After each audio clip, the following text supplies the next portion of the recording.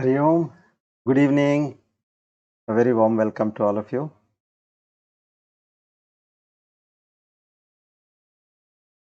Please come. Let's pray together.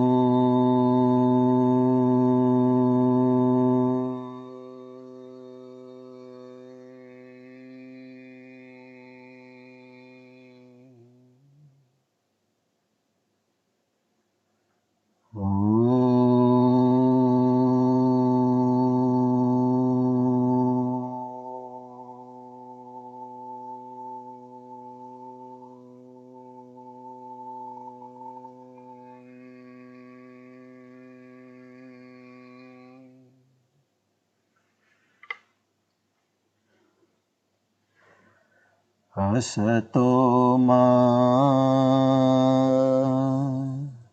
sadgamaya tamaso ma jyotirgamaya mrityorma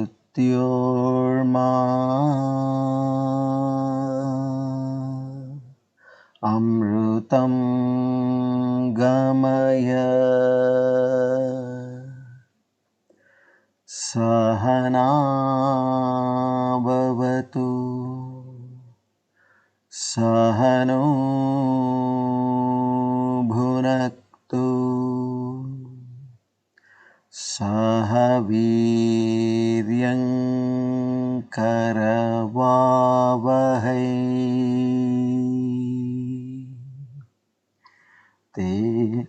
tejasvinavadhitamastu ma vidvishavahai.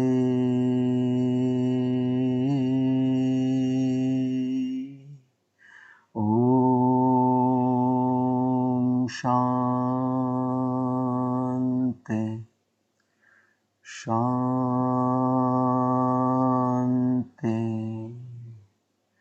Shanti.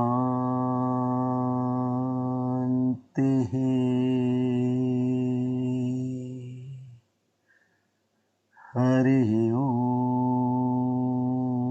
Tat Sat. Shri Chinmaya Sadgurave Namaha.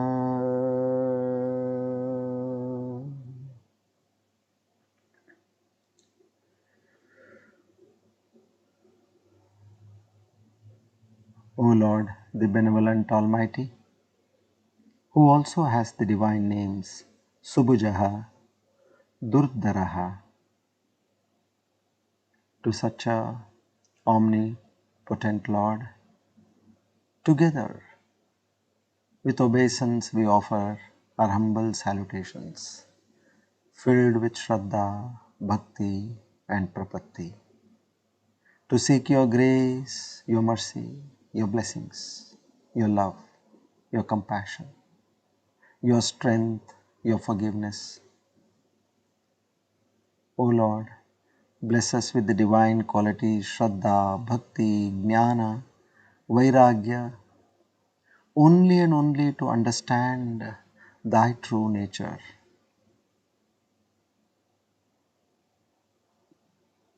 An experience of the self, aparoksha anubhuti. We beseech in you that at the end of our lives, we reach Thy holy feet. Om Tat Sat.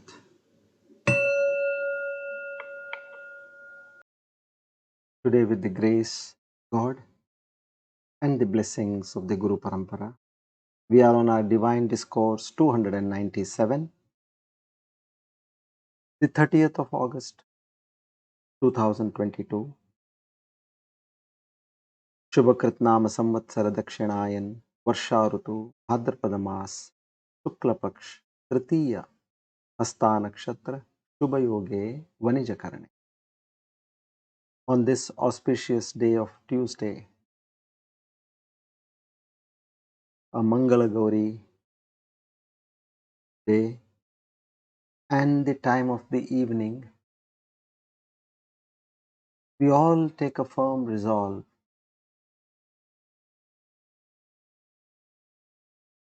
न हम करता हरि करता हरि प्रेरणाय हरि प्रीति.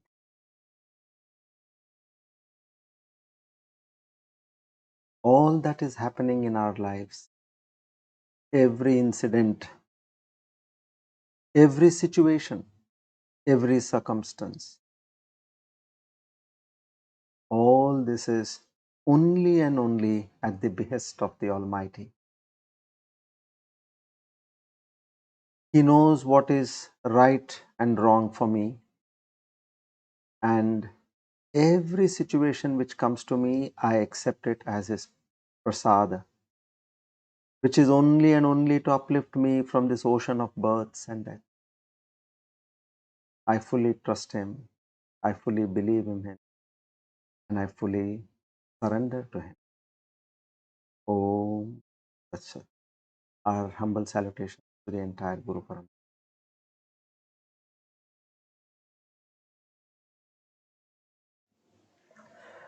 Good evening, everybody. A very warm welcome to all of you. I know how difficult it is to come on the eve of Ganesh Chaturthi and on the day of Mangala Gauri.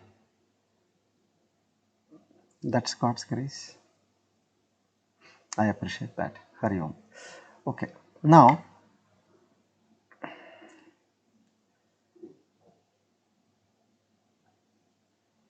see, if you are standing in the sun, a scorching sun with no shade, obviously after a while you will feel the heat and you will be looking for shade. Somewhere where you can go in below a shade or find a cover for your head. Why? Because of that scorching heat. If you are in extremely cold water, as far as you are in the water, you will be experiencing that chill. So in the same way, as far as we are in the gunas, the sattva, rajas and tamas, we have understood how they function. All the time they are fighting between each other, each one wanting to empower over the other, each one wanting to take control of this jiva, each one wanting to establish their supremacy. Now in this scenario, just like you are in that chill water shivering or in a chill weather, unable to tolerate the cold weather, or in a hot sun where it is scorching, all this is, as far as you are there, you are going to experience all this. So the only way is you have to come out of the situation.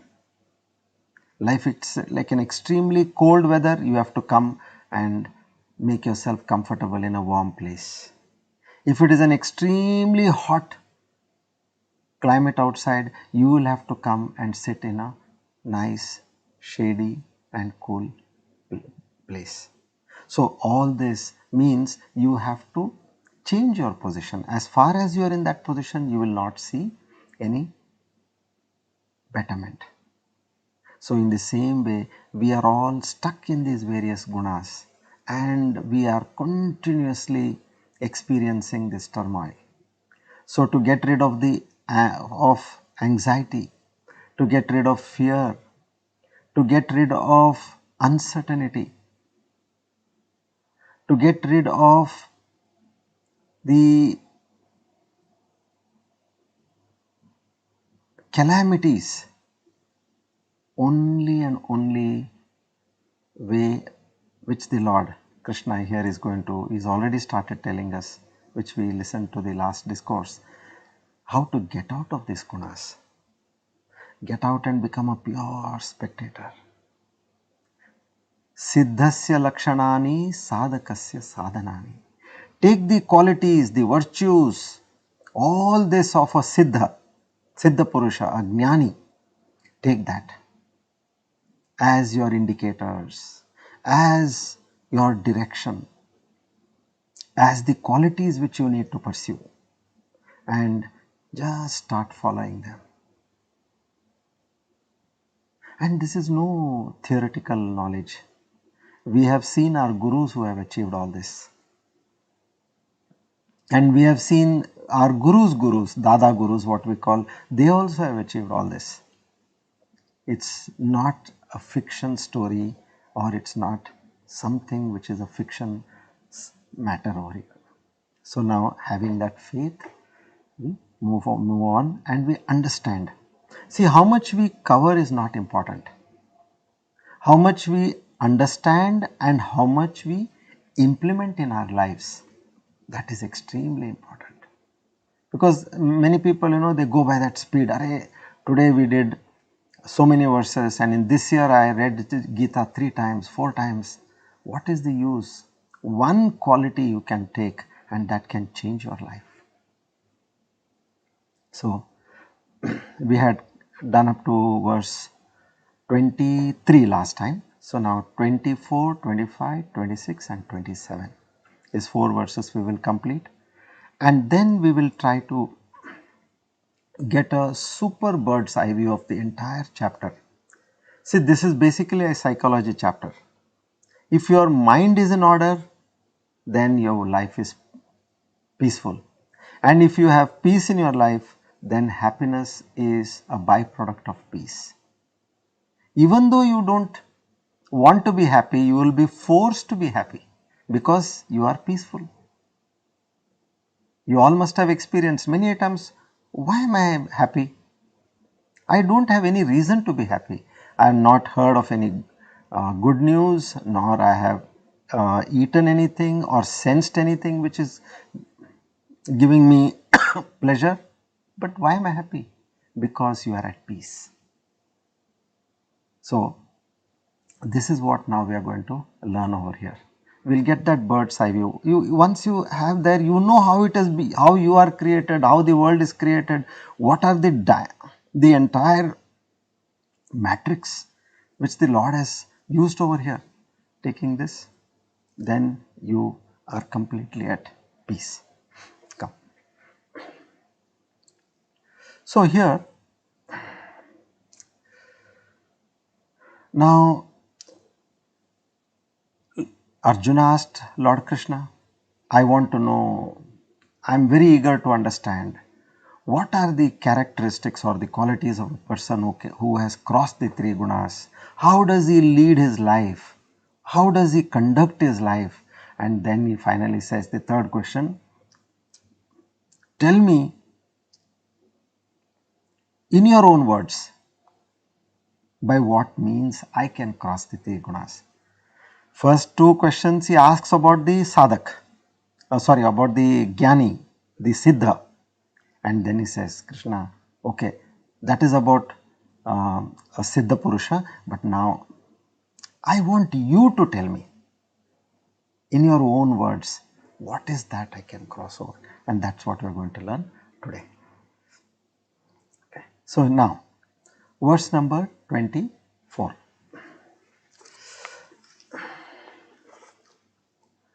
Samadukha sukha swastaha samaloshtasma kanchanaha tulya priya priyo dhiraha stulya nindatma samstutihi. So here he says, Sukha dukkha is a vritti. A vritti means which arises in your mind. So he says, this sukha dukkha vritti, whenever it comes in his mind, he is sama. Sama means he is at equipoise. He is a witness, a drashta, an onlooker. He does not become the person. A thought comes, He says, I'm just witnessing the thought. And that way, be it, see, this can be, I'll tell you my personal experience. If you want to have this attitude of samatva or being equal to a joy and sorrow, you have to first practice when you get something which is joyful, sukha. When it comes, don't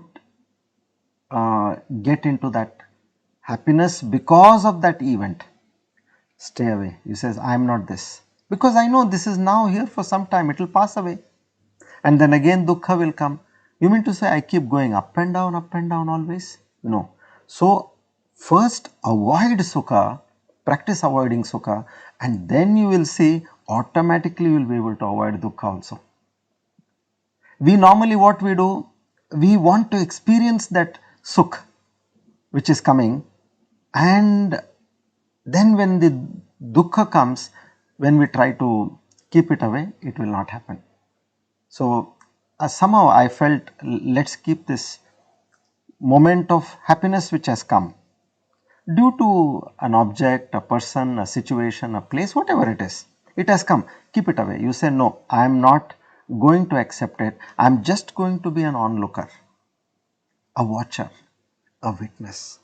And so then you slowly, these are all the tips which we are getting, the lakshanani of a siddha. Now that should become a sadhanani, a tools for learning now. So this is one thing, bear in mind, whenever you get happiness, keep it away and look at it from a distance without getting involved, meaning without getting happy about it.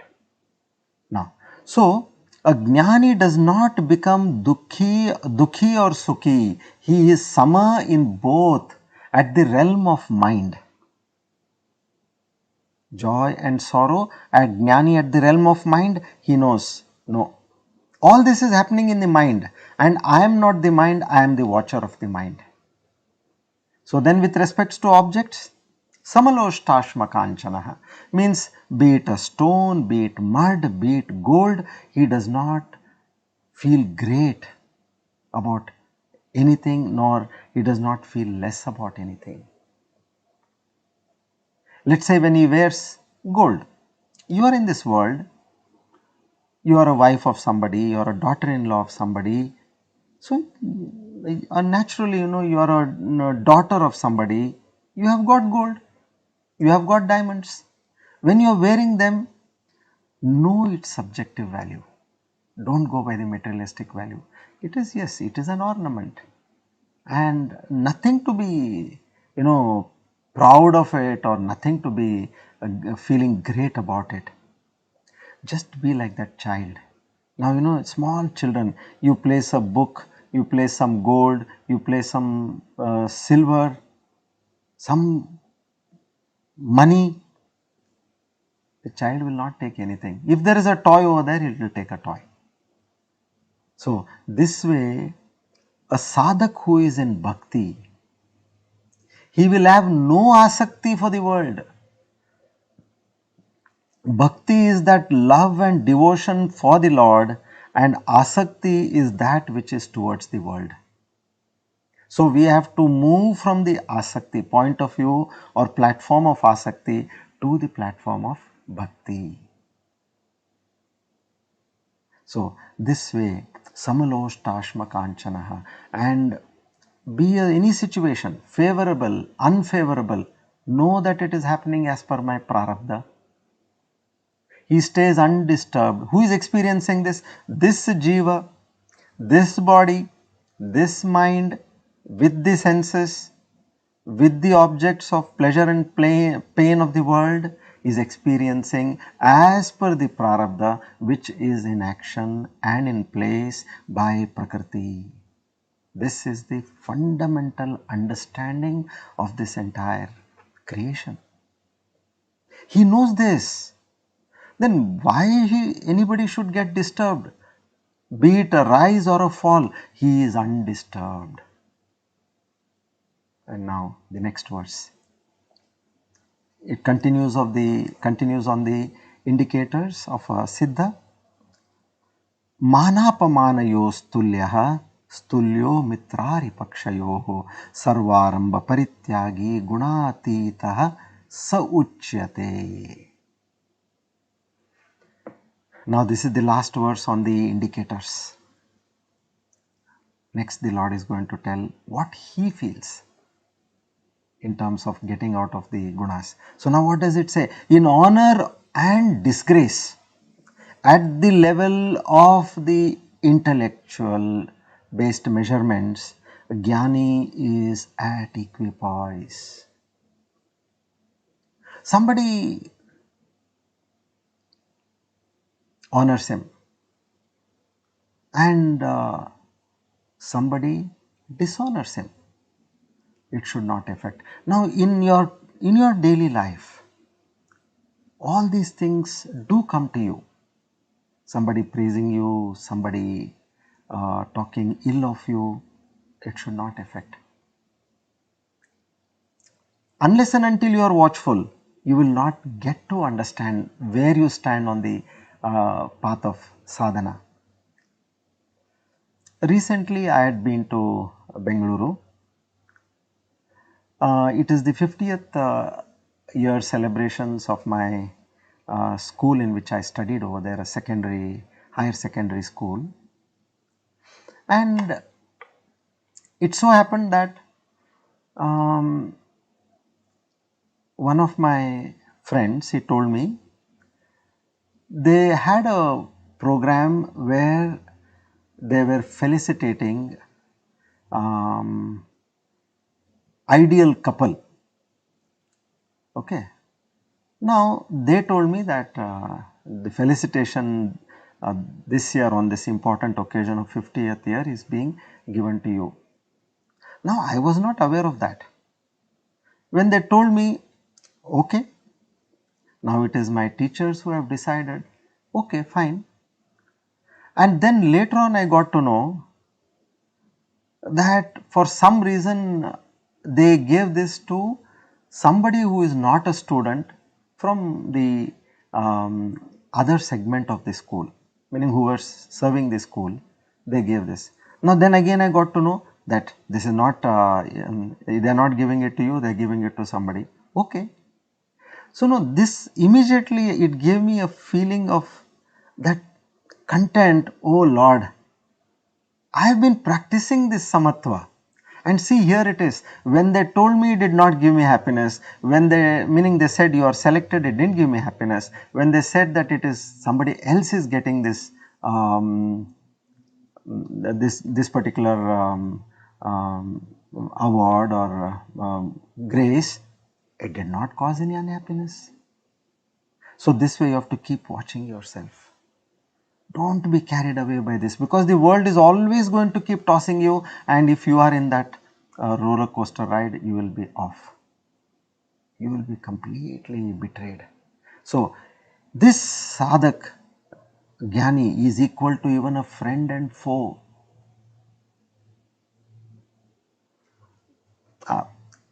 Another experience I will share with you. I had a recovery case.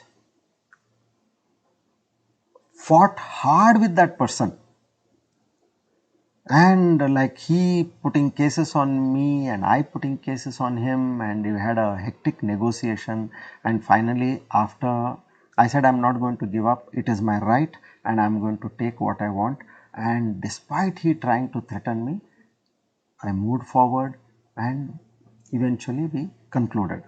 Now what happened in the bargain, it was like, you know, it was literally like he would have torn me and eaten me kinds.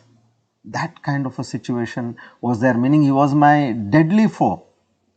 But then I did not show any kind of an anger or hatred or any kind of a jealousy. No, I was behaving absolutely calm. See, all these things come when you practically you are doing something in life.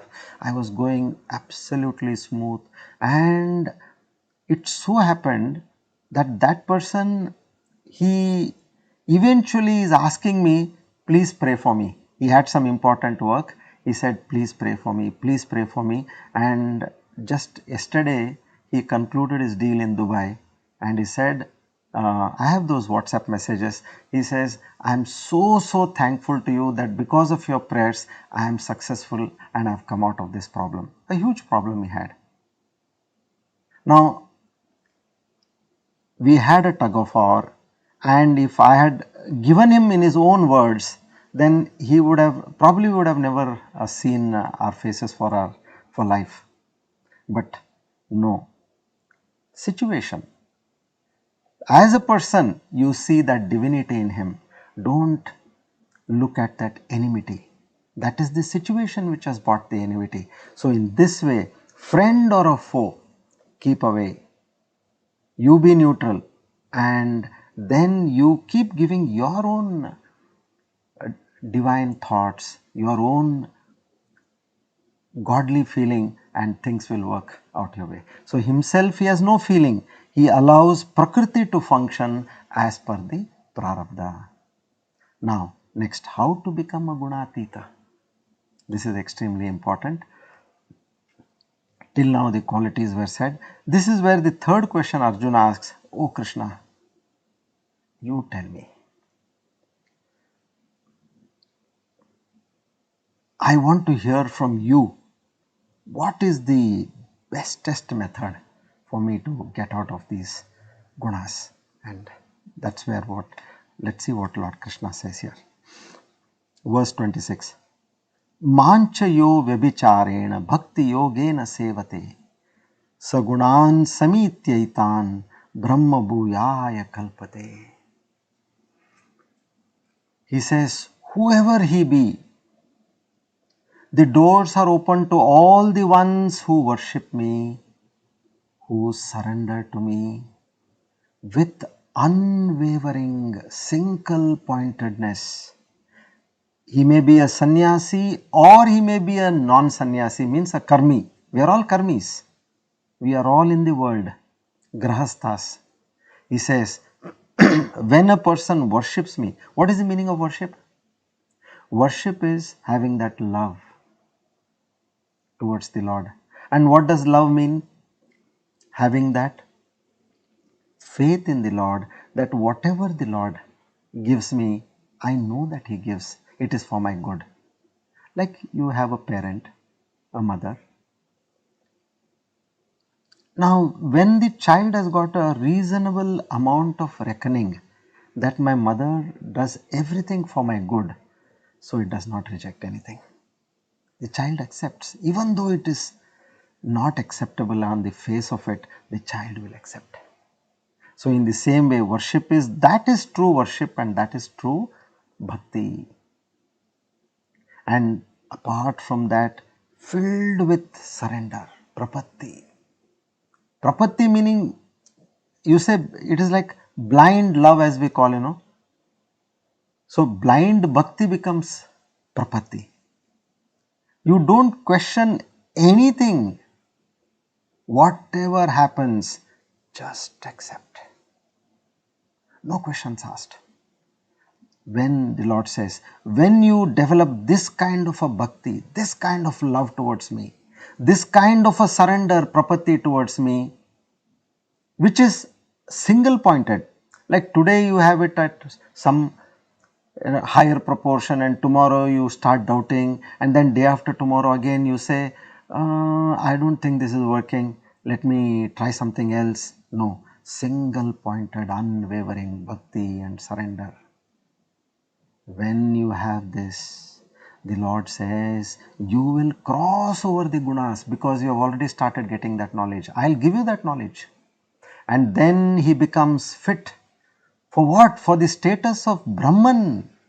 Atyantika dukkha nivrutti paramananda prapti. That is the status he gets. As a reciprocation for what you have shown. Now you showed bhakti, you showed surrender, and for that the Lord says, I give you my status. Now, what is that status? You say, I give my status, Brahmatva. I am that Parabrahma. Now, in the next verse, the concluding verse, the Lord talks about this Parabrahmatva. What does that mean? What is that which you will get by that true love and surrender towards me? This is the last verse of this chapter, verse 27. Brahmano hi pratishthaham amritasya vyayasya cha shashvatasya cha dharmasya sukasya cha. He says, Arjuna, I am the Shuddha Nirvikalpa Brahman. I am the resting abode, the Pratishta of Virat, Ishvara and Chaitanya. Meaning I am the foundation of all this. Therefore any worship unto me will be for the highest, wherein I can bestow immortality. See, he's again promising us, I will bestow immortality, moksha, which is imperishable bliss. Not that after you pass away you are going to get moksha. Right now when you are in that thought, when you align with me, when you are in that state of deep love and attachment towards me, and when you are in that state of deep surrender towards me, I am granting you that immortality, that imperishable bliss. Everything is in me and I can give you that everything.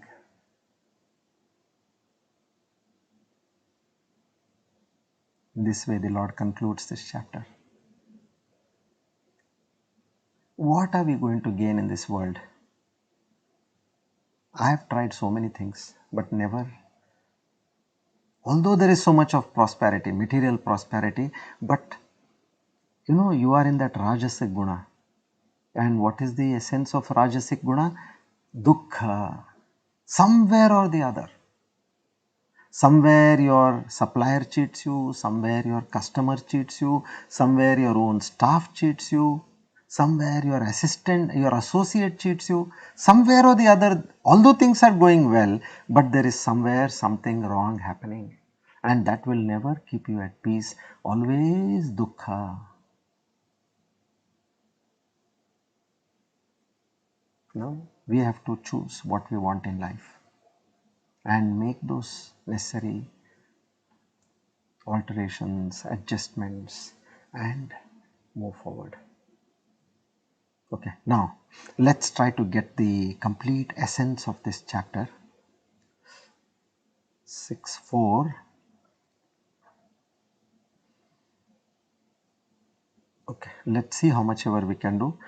So whatever is it, we are cutting into the meditation time. Okay, now as we all know, chapter 13 was extremely important, where the whole creation was explained to us. Prakriti, Purusha, where did you come as a Jiva? All this was explained. Now, in chapter 14, mainly 3 questions of the 13th chapter were answered over here. First question, nature of the Kshetra and Kshetrajna. How Sanyoga means, how did they come together? Both Kshetra and Kshetrajna, how did they come together? Was it some automatic process, or was it about by God's will? Okay, this is the first question which naturally comes after studying the 13th chapter. Now the second one, in the 13th chapter it was said gunas, which are the facets or which are the outcome of Prakriti, that was mentioned, and how do they bind? So that was also discussed. So now that is answered in the 14th chapter. The third question which came was, if the gunas bind each and every jiva, then how do I get rid of them? Means by which one can get liberated. Getting rid of the gunas is getting liberated. So knowledge which gives the means to reach the self, that is the Paramatma. So these three questions are answered in the complete chapter 14. Verse 1 and 2, Lord Krishna glorifies this knowledge. Now verse 3 onwards, 3, 4, he starts answering the first question. That Ishvara is solely responsible for the birth of Kshetra and Kshetragna in every individual. Because he says, I am the Prakriti, the Chetana, and Maya, which is Jada, the Karana Brahma, Mahat Brahma, as he used those names. So he says, I am that Chetana, I am that Maya. Then he says, seed is nothing. He says, no, Bija Prada, I give the seed. Now what is the meaning of seed? Seed is nothing but Chidabhasa, the life principle, the ego, the consciousness, the Nimitta Karana, which means as the potter. You have mud. To make that mud into a pot, you need a potter. So he says, I who is that, come in as life, Chidabhasa, into a jiva. And Prakriti what gives Upadi, which is Karya Karana Sangata, the Upadana Karana, the clay. So that Prakriti, it becomes your body, it becomes your senses, it becomes your mind. So one hand, which if you understand, you have a human who is alive and you also have a human who is dead. So in both of them, what is common? Alive and dead, what is common? The Prakriti aspect, which is the Karya Karana Sangata, body, mind, senses. This is the common aspect. Okay, the gross material which we are made. What is distinct is the life principle in the person who is alive. So that is that bija which the Lord says, I give that bija. Meaning I give it at a point of time, then the jiva is born, and I take it out at a point of time, then the jiva is dead. Next, verse 5 onwards he says, gunas, and about gunas and how do they bind. So here he talks about the question 2 of the 13th chapter. He says, Sattva prakashakam anamayam, meaning what it does, it gives light. So by light what happens? Tamas, the quality of tamas gets cancelled, it starts reducing. And what does anamayam meaning? Anamayam meaning being calm and quiet. So that cancels the rajasic nature of running around.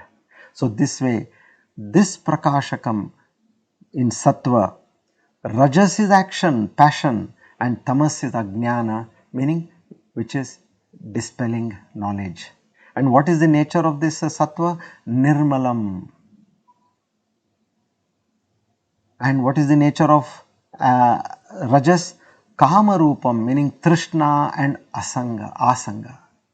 Trishna, I want more, I want more. So, moving forward, this sattva, how does it bind you? Because he finally, Lord says, after explaining what are the sattva, rajas, tamas, he says, Arey, don't be carried away, they bind you, even sattva binds you. You may appear to be one of the most noble person, most likable person in this world, but that is sattva nature, your goodness, even that is going to bind you. How? You are peaceful. You are in the field of some knowledge. It need not be spiritual knowledge, any worldly knowledge, because you have that aham sukhi, meaning I am happy, I am peaceful. That aham is still there in you and you are bound by that. And then the verse 7 says, it creates attachment to money, it creates, that is rajas, money, fame, power, possessions, relationships. And then tamas creates attachment to pramada, carelessness, nidra, excess sleep. So this way, the power of sattva takes a jiva, definitely it gives the jiva joy. The power of rajas is, definitely it gives a jiva sorrow, and the power of tamas is, it definitely veils the knowledge, veils clarity in a particular jiva. Now, in one's personality, all three are present, but at different points of time, each factor are in varied proportions. Like as I mentioned to you, at the time of sleeping, tamas will go to almost 100%, then only you will get sleep, otherwise you will not get sleep.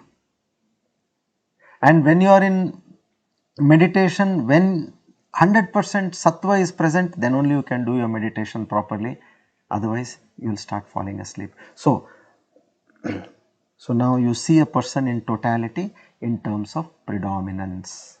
The meaning he tells in the 9th verse, they keep going up and down.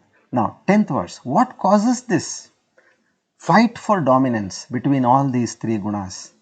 So then verse 11, signature of sattva, he becomes an embodiment of knowledge, fully alive in that moment, and serenity is one thing which he always likes and he maintains. So this can be compared to any teacher, a professor, a scientist who are in the field of knowledge.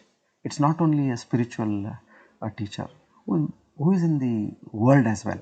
Then verse 12, signature of Rajas, greed. You will work even if you have plenty. You will desire for what you already have, and you will have that feeling that I am not going to share anything what I have with me. So that activity, doing more and more tasks, always trying to keep yourself engaged, that is Rajas. In 13, what is the significance of tamas? Nothing goes into that person's head. Good thoughts I am saying. Not willing to do anything good because there is no clarity. He always keeps making the same mistake. Like you tell somebody, please don't annoy me. Or you tell them, see, this is not, this is something which I don't like. But again that person does the same thing. And that person is filled with a delusion. So Lord Krishna says, so that we can understand our nature, all this he gives, understand who is in what particular nature. Firstly you and people around, and behave with them accordingly. Now, verse 14, Lord Krishna, depending on the nature of this guna after death, what life one can get. You are in some point of, in some guna, what is the after effects of that guna? So actions from sattva give you pure results. Actions from rajas give you more dukkha and less sukha. And action from tamas, they are always filled with ignorance. So now verse 18, he concludes the topic, the second question which we were talking of. He says, by saying about the fate of that person after death. So here by this way he concludes the second aspect. Now this is what the person will get after death. Now he comes on to the third aspect. How do you rise above all this gunas? So then from verse 19 onwards, understand that the gunas are functioning very clear. Nothing is happening by my say. It is only that Prakriti who is operating in me. Think for a moment. Let me control my breath now. Few seconds you can do that. Let me stop my heart beating. No. Let me stop my digestion. No. Let me stop the nutrients which are being supplied to various parts of the body. No. What is that we can control? Very few things, but even they are at the behest of the prarabdha. Many times we don't want to say something bad to somebody, but we say that. How? Prarabdha. So understand that the gunas are functioning, and I am, other than those gunas, I am a watcher, I am an onlooker, I am apart from them. Then verse 20, he crosses over the gunas even while living. One who crosses over the gunas even while living, he attains liberation. That is what the Lord tells us. Now Arjuna asks, how will I come to know how one has transcended these three gunas? Can you tell me the nature of this transcending? So then He says one who does not have raga dvesha, meaning I like this, I don't like this. So he doesn't have this. He does not see any gunas, meaning he knows that he is apart from them. He does not become one with them. He is udasina, impartial. He does not take sides. He has no wish. He allows Prakriti to function. He knows. Now you get a cut on your finger. He knows. You just hold it for some time and it will clot. So he leaves it to Prakriti. Who did it? He knows that Prakriti will do it. We say natural, no? It's natural, it happens. So that is Prakriti. So same way, understand that everything in you is happening by that Prakriti. He stands firm like a lighthouse. Whatever be the kind of a flood, a storm, a lighthouse is steady and stable, giving that light. He never falls from his real nature. So this raga dvesha, raga means I want, dvesha means I don't want, at various levels.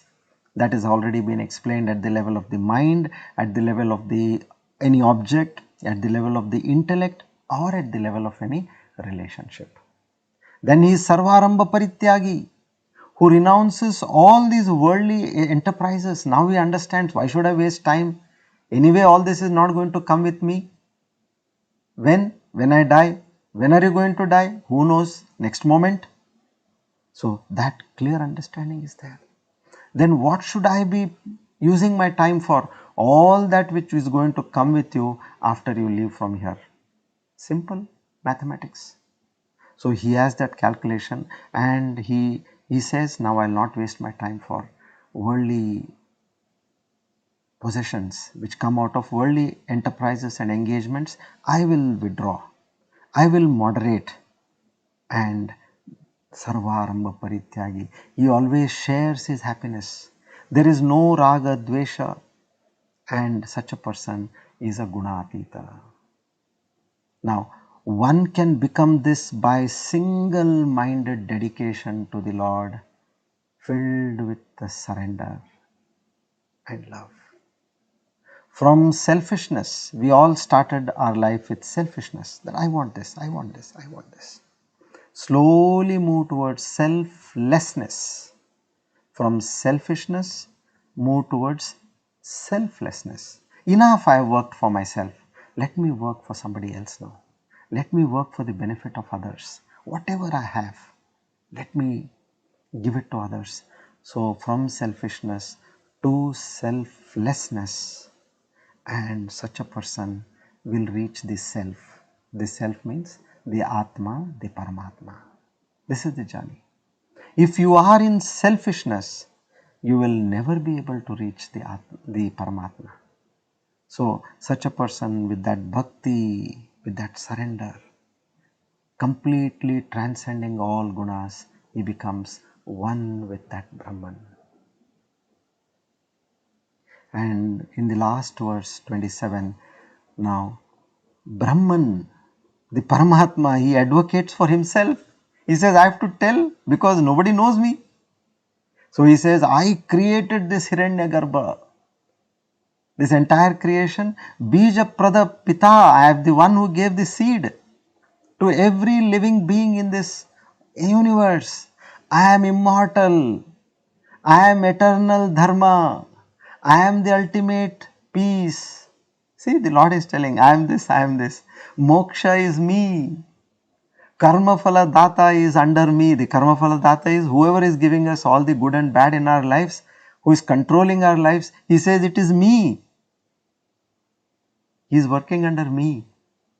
So one who worships me not only gets me, but gets all what I have. See how beautifully he concludes. One who worships me not only gets me, but he gets all what I have. This is the super bird's eye view of chapter 14. TRAYA VIBAGA Yoga. We will read the concluding ॐ तत्सदिति श्रीमद्भगवद्गीतासु उपनिषत्सु ब्रह्मविद्यायां योगशास्त्रे श्रीकृष्णार्जुनसंवादे गुणत्रयविभागयोगो नाम चतुर्दशोऽध्यायः। श्रीकृष्णार्पणमस्तु. Come, let's study the divine names, Vishnu Sahasranama.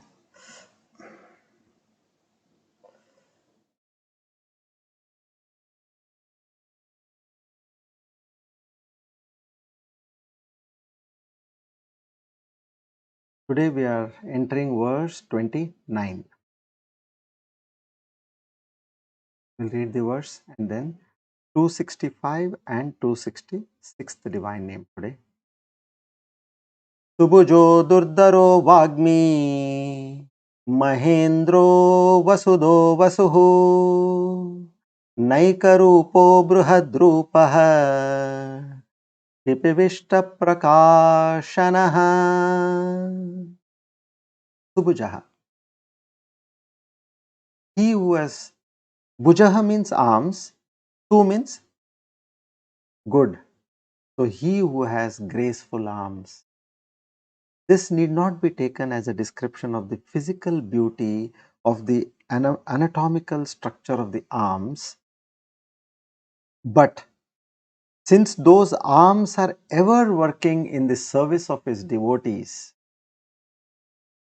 on sheltering them, Abhaya, you see the arms of the Lord, one is Abhaya Hasta and the other one is in blessing them, Varada.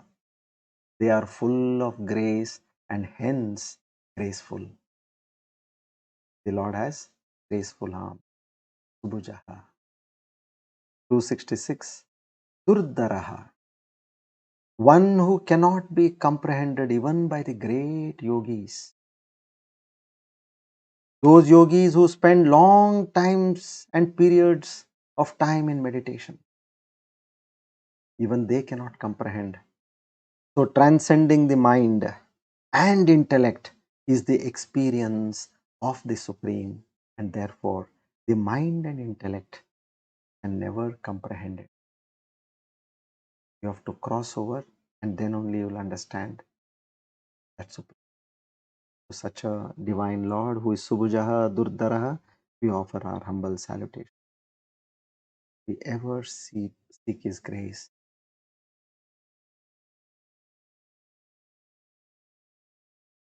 Now let's chant the Dhanvantari mantra 3 times.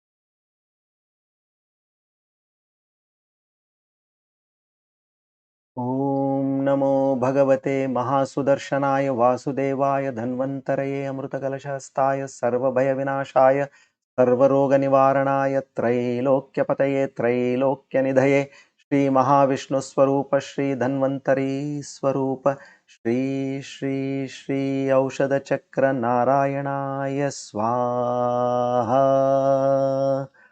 ॐ नमो भगवते महासुदर्शनाय वासुदेवाय धन्वन्तरये अमृतकलशहस्ताय सर्वभयविनाशाय सर्वरोगनिवारणाय त्रैलोक्यपतये त्रैलोक्यनिधये श्रीमहाविष्णुस्वरूप श्रीधन्वन्तरी स्वरूप श्री श्री श्री औषधचक्र नारायणाय स्वाहा. ॐ नमो भगवते महासुदर्शनाय वासुदेवाय धन्वन्तरये अमृतकलशहस्ताय सर्वभयविनाशाय सर्वरोगनिवारणाय त्रैलोक्यपतये त्रैलोक्यनिधये श्रीमहाविष्णुस्वरूप श्रीधन्वन्तरी स्वरूप श्री श्री श्री औषधचक्र नारायणाय स्वाहा.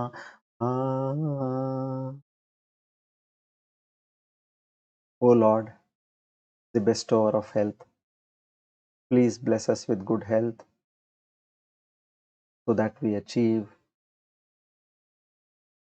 our mission in life. Om Tat Sat.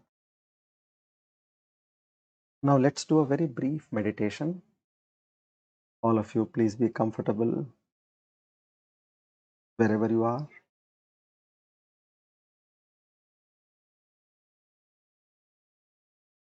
Head, neck and spine in a straight line.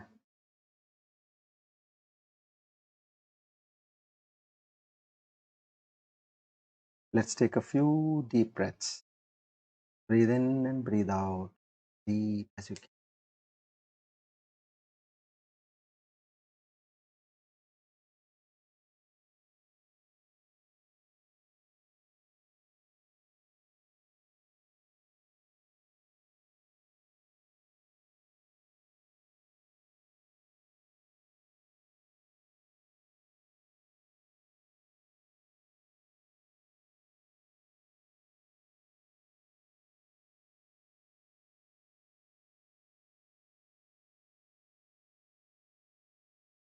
Now, keep focusing on your breath.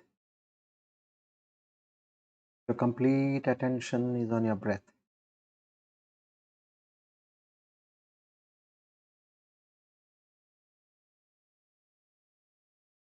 Now, be a witness, a watcher of the thoughts in your mind.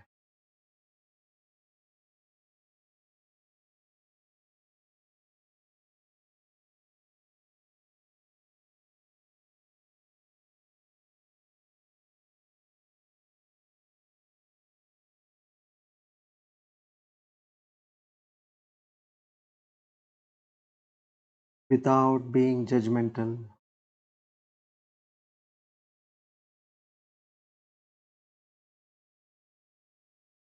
unconcerned about the thoughts. Allow the thoughts to pass away.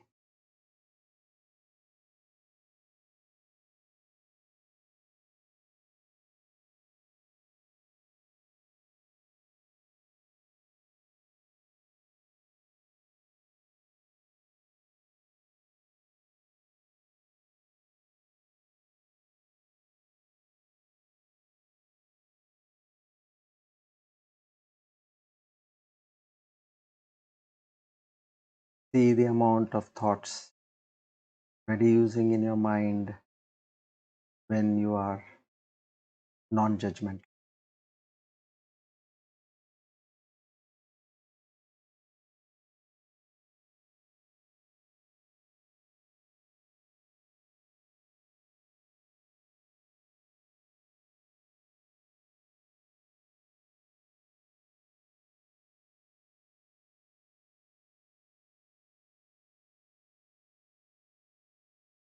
When you want to reduce the number of thoughts, another trick is keep asking your mind, give me a thought.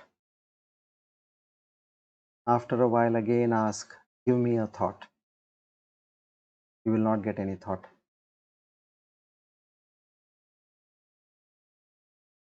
So, two ways.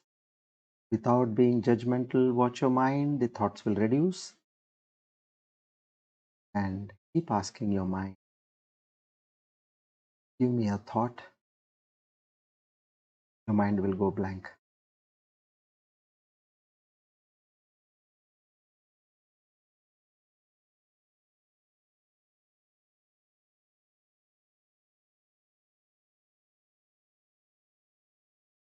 Practice this Sakshi Bhava at all points of time, at all intervals. Be it even 10 seconds. Watch your mind and the thought. You are not the mind, you are not the body. You are that soul.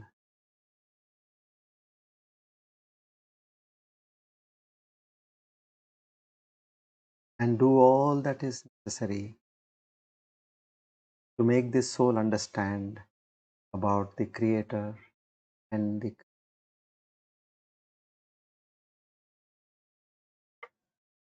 Om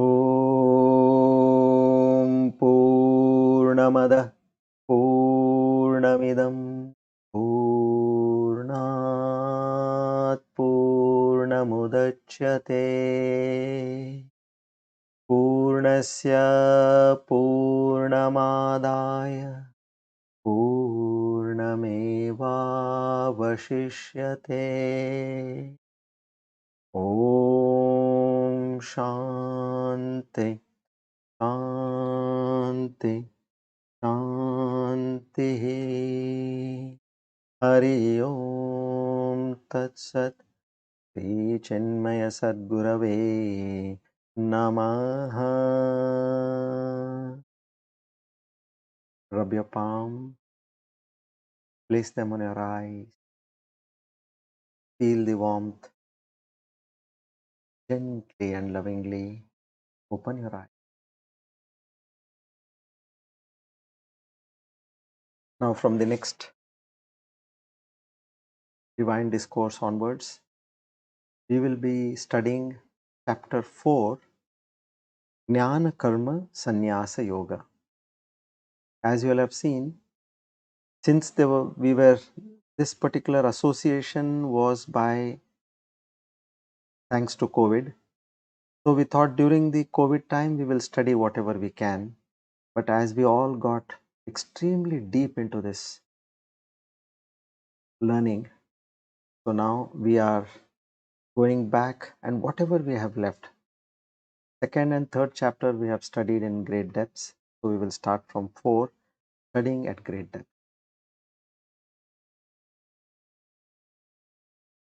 Together we offer today's Gita Gnana Yajna at the lotus feet of the Lord and seek His grace, mercy, blessings. Om Tat Sat Shri Krishna Arpanamastu. Idam Namam. Om.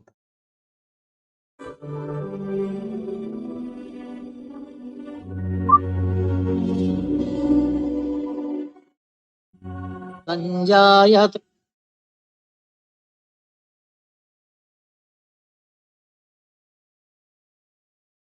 ज्ञानं रजसो लोभ एव च